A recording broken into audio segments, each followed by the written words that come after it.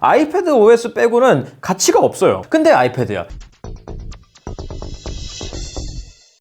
안녕하세요. 언더캐작할 지였습니다. 오늘은 아이패드 7세대 혹은 뭐 10.2인치 아이패드에 대해서 간단히 한번 살펴볼게요. 일단 디자인은 이렇게 생겼죠. 뭐 그냥 아이패드예요. 뭐 항상 보시는 아이패드입니다. 앞에 화면이 달려있고요. 전면 카메라가 있고요. 홈 버튼이 있고요. 이게 특히나 더 아무 생각이 안 드는 이유는 전반적인 샤시를 아이패드 프로 10.5나 아이패드 에어 3세대와 공유하기 때문이에요. 근데 또 완전히 똑같진 않아가지고 이게 꽤 무거워요. 최근 나온 이 정도 사이즈 아이패드 중에 가장 무거운 와이파이판이 483g, LTE판이 493g이에요. 기존 거보다 뭐 한 10g 정도 차이 나는 건데 이게 은근히 딱 티가 날 정도로 무게가 느껴집니다. 거기에 두께도 7.5mm로 살짝 두꺼워졌는데 잡고 쓸 때는 또 이게 묘하게 느껴진단 말이죠. 이 사람이란 게 참 간사해요. 여하튼 큰 틀이 비슷하기 때문에 액세서리가 이것저것 호환이 되는데 화면 보호 필름은 호환이 안 됩니다. 저는 붙여보고 나서 깨달았어요. 자, 가장 많이 볼 건 역시 디스플레이예요. 10.2인치로 좀 커졌죠. 9.7인치에서 10.2인치로. 사실 9.7인치짜리가 10.2인치가 됐다기보다는 10.5인치짜리 샤시에다가 10.2인치의 작은 화면을 넣어놨다고 보는 게 좀 더 정확한 표현이긴 한데 뭐 그게 중요한 부분은 아니고요. 이게 화면이 여전히 물컹거려요. 이 패널이 약간 물컹거리는 이 싸구 저렴한 아이패드 특유의 이 느낌 아시죠? 통통거리는 거. 여기에 보면은 이렇게 보면은 화면이랑 이 밑에랑 좀 틈이 있죠. 그래가지고 이 애플 펜슬 같은 걸로 메모를 할 때 자연스럽지가 않아요. 약간 시차가 있습니다. 여기를 찍는다고 생각했는데 화면에서 눈에 보이는 거는 약간 차이가 있는. 거기에 더 웃긴 건 6세대는 풀 RGB 스탠다드를 만족을 했거든요. 뭐 DCI P3 같은 건 애초에 바라지도 않지만, 근데 얘는 심지어 그것조차도 스펙에서 빠졌어요. 뭐 객관적으로 도저히 못 봐줄 패널이라든지 그런 건 아니에요. 시야각도 이 정도면 괜찮은 편이고요. 색 표현도 사실 뭐 아주 나쁘지는 않아요. 하지만 2019년 말이라는 시점에서 이제는 이거보다는 나은 패널을 넣어줘야 되지 않나라는 생각이 계속해서 듭니다. 거기에 한 가지 더, 9.7인치에서 10.2인치로 10인치를 초과하게 늘어났기 때문에 MS 오피스 무료 사용이 이제 불가능해졌어요. 다음으로 성능인데 이쪽에 터치 아이디를 통해서 잠금 해제를 하고 들어가면 되죠. 근데 6세대는 이게 터치 아이디가 2세대가 들어갔는데 얘는 1세대입니다. 이렇게 소소하게 너프를 시켜놓은 부분들이 꽤 있어요. 물론 이번 버전에서 가장 눈에 띄는 거는 애플 펜슬 지원과 이 밑에 포트를 통해서 스마트 키보드를 연결해서 사용할 수 있는데 그 얘기는 좀 이따 하도록 하고, 칩셋은 여전히 A10 퓨전이죠. 사실 A10 퓨전이 나쁜 칩셋이냐 하면 그건 전혀 아니에요. 뭐 웹사이트 킨다든지 뭐 페이지 넘어간다든지 그런 것들은 빠릿빠릿하게 잘 뜨고 일반적인 작업이나 대부분의 게임을 하는데 전혀 문제가 없습니다. 그거는 인정해요. 특히나 이번에 많은 부분이 바뀐 아이패드 OS, 이렇게 전면에다가 위젯을 갖다 넣어놓을 수 있다든지 자주 쓰는 걸 넣어놓을 수 있다든지 파일 관리가 더 쉬워지고 심지어 USB 드라이브까지 쓸 수가 있다든지, 물론 포트는 여전히 라이트닝이지만 웹사이트 같은 거 캡처할 때 길게 캡처, 정확히는 좀 다르긴 한데 그걸 갖다가 PDF로 전체 페이지를 누르면 PDF로 한 번에 저장을 하고 여기에 바로 필기를 할 수 있다든지, 이렇게 소소하게 꽤 많은 부분이 좋아졌죠. 저는 특히나 집에서 빈둥댈 때 이 키보드를 갖다가 이렇게 조그맣게 아이폰 사이즈로 돌아다닐 수 있다. 지원되는 언어 같은 경우에는 이렇게 스와이프로 쓸 수도 있다는 게 굉장히 마음에 드는데, 사용자에 따라서는 엑스박스나 PS4 컨트롤러를 연결할 수 있다든지, 맥 쓰시는 분들이면 그거 보셨어요? 사이드카 보셨어요?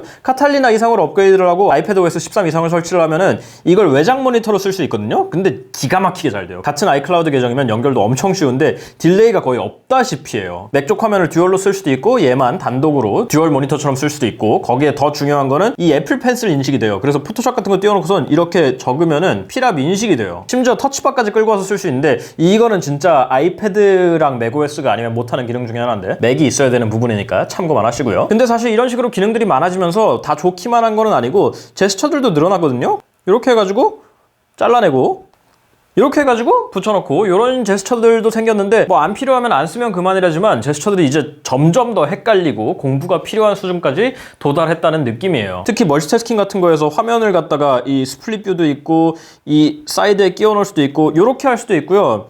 요 비율을 이렇게 바꿀 수도 있고 이렇게 사이드에 띄울 수도 있고요. 사이드에 앱들을 여러 개를 띄울 수도 있어요. 이런 식으로 얘를 여기다가 두 개를 띄워가지고 이런 식으로 앱들을 넘겨가면서 쓸 수도 있는데, 어떻게 하는지 모르시겠죠? 사실 저도 잘 모르겠어요. 가면 갈수록 제스처가 너무 복잡해집니다. 거기다 프로는 좀 덜한데 이미 제스처로 시스템이 다 바뀌었는데 얘는 홈 버튼이 있잖아요. 그래서 이게 이렇게 하면 홈으로 가죠. 근데 버튼이 있으니까 이렇게도 가죠. 이렇게 중복되는 게 너무 많아요. 요즘 있는 요 밑에서 당겨오는 이 제스처도 아직 살아있죠. 그래서 구형에서는 제스처들이 지나치게 중복된다는 느낌이 강하게 듭니다. 다음으로는 카메라요. 뒤쪽에 f2.4, 전면에 f2.2 카메라가 달려있는데 뭐 이거는 좀 지나치지 않아요? 업그레이드를 도대체 몇 년째 안 해주는지 모르겠는데 아무리 태블릿에서 카메라를 많이 안 쓰고 저도 이 큰 거 들고서 사진 찍는 걸 별로 좋아하지는 않고 비상용으로 혹은 뭐 문서 스캔용으로 영상 통화용으로 그 정도 기능만 있으면 된다고 생각은 하지만 지금 몇 년째 이 모듈을 갖다 똑같이 우려먹고 있는 거는 좀 지나치다 싶어요. 특히나 전면 카메라는 이제는 못 봐줄 수준이에요. 다음으로는 음향인데 아래쪽에 스피커가 두 개 있죠. 스테레오 스피커인데 도대체 저는 이거 무슨 취향인지 모르겠어요. 스테레오 스피커면 당연히 영상을 가로로 보지 않겠어요? 그러면 당연히 스테레오면은 좌우를 달아줘야지. 여기 이거 두 개 있어서 어쩌라고. 이거 두 개는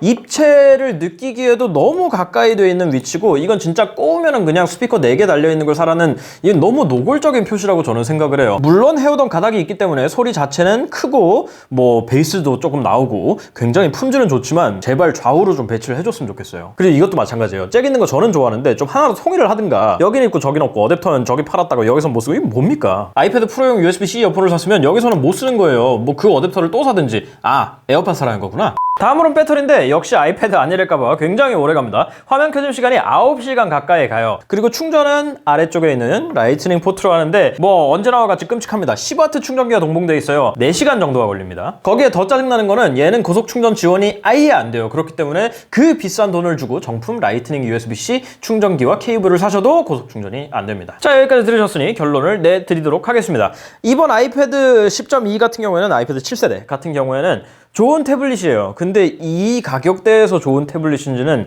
잘 모르겠어요. 특히나 32기가에서 시작을 하고 요즘 시대에 32기가에서 시작을 하고 그 다음 옵션 64기가 아니죠. 애플을 얕보시면 안 돼요. 128기가예요. 거기에 무슨 LTE 모델로 넘어가면 17만 원을 더 받으려고 그래요. 무슨 금으로 만든 모뎀을 달아놓은 것도 아니고 거기에 지원된다고 자랑하는 이런 것들도 마찬가지예요. 저렴한 태블릿인 건 좋아요. 근데 애플 펜슬은 똑같이 11만 9천 원이죠. 그리고 스마트 키보드는 19만 9천 원이에요. 그러면은 이거를 애플이 자랑하는 그 용도 뭐 컴퓨터처럼 컴퓨터와는 다르게 쓰려면은 76만 7천 원을 투자하셔야 된다는 거예요. 최소 32기가 최소가. 그래서 사실 얘는 아이패드 OS 빼고는 가치가 없어요. 근데 문제는 얘에 아이패드 OS가 들어가 있다는 거예요. 그래서 좋은 태블릿이 되는 거예요.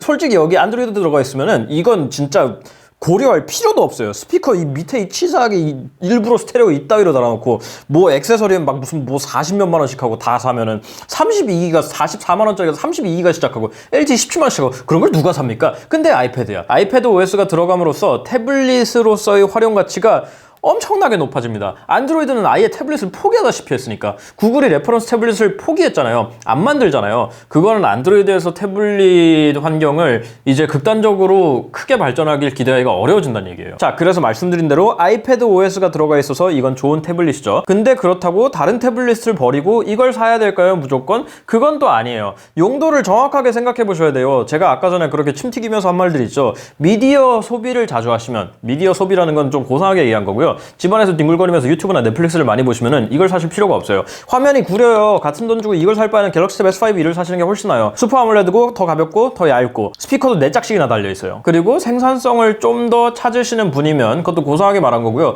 이거 가지고 일도 조금 하시고 싶으시면은 저는 모르겠어요. 저는 솔직히 그냥 아이패드 프로로 올리시는 게 그런 식으로 쓰려면 결국 아까 말씀드린 대로 액세서리들을 40만 원어치를 사야 되는데 그럴 돈이 있으면 저는 그냥 아이패드를 한 단계 올리는 걸. 그래서 얘가 좀 애매해요.